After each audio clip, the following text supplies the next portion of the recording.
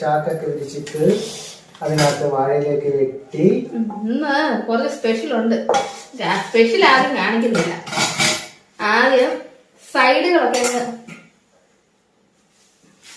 പൊട്ടിയതോ പൊട്ടാത്ത ഭാഗത്ത് നമുക്ക് പൊട്ടി വെക്കണ്ട.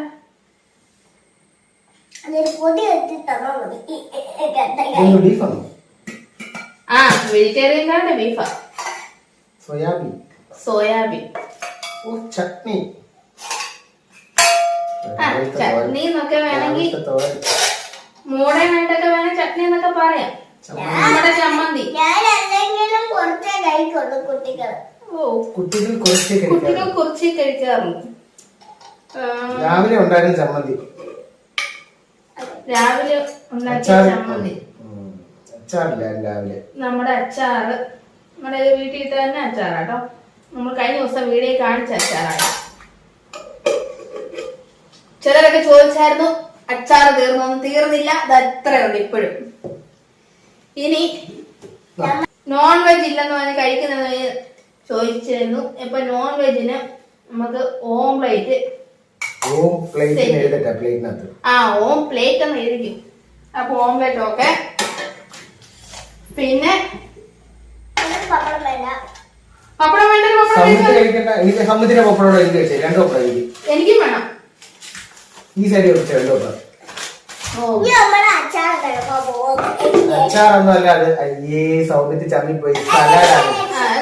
സലാഡ് വേണ്ട കേട്ടോ, പനിയാണ്. സലാഡ് കഴിച്ചൂടാ.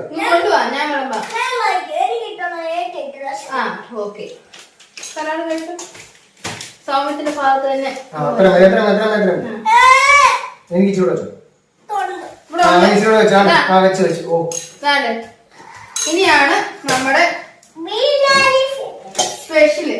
ഇത് നമ്മുടെ ലോക്ക്ഡൌൺ വൈറലായ ബിരിയാണിയാണ്. നമ്മുടെ റേഷൻ കടയിലെ ചോറ് വെച്ചുള്ള ബിരിയാണി. അതുപോലെ തന്നെ നമ്മൾ ഇങ്ങനെ ഇരുന്ന് കഴിച്ചിട്ടും കുറെ നാളുകളായില്ലേ. സൗത്ത് കുഞ്ഞായിരുന്നപ്പോ അല്ലേ നമ്മളിങ്ങനെ കഴിച്ചിട്ടുള്ളൂ.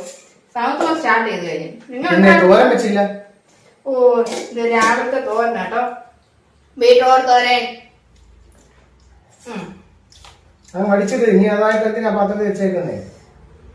എനിക്ക് സ്ഥലം തരണേ.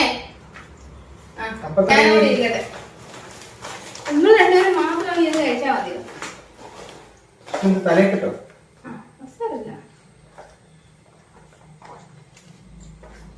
കൊള്ളോ സമയത്ത് എപ്പോഴേ കഴിപ്പ് തുടങ്ങി. അണ്ടിപ്പരിപ്പുണ്ട്, ക്യാരറ്റ് ഉണ്ട്, ബീൻസ് ഉണ്ട്, നമ്മുടെ വെള്ളം വേറെ എടുത്തത്.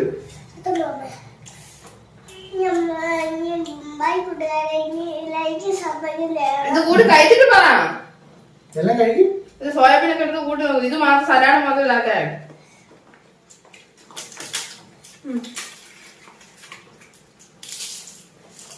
ഇന്നാണ് നമ്മൾ ശരിക്കും സ്പെഷ്യൽ തന്നെ ആയത്.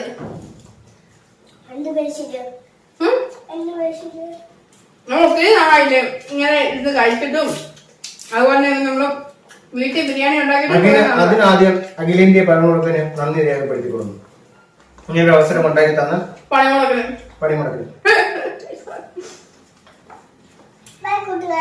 ഞാൻ കഴിച്ച് ടേസ്റ്റ് ആക്കിയിട്ടുണ്ട്.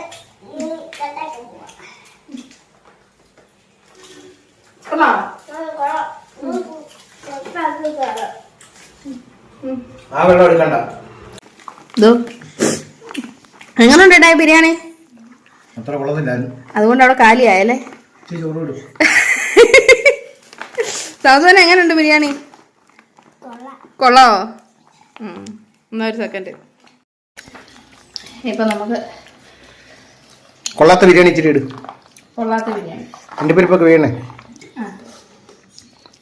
കൊള്ളാത്ത ഇച്ചിരി ചമ്മന്തി.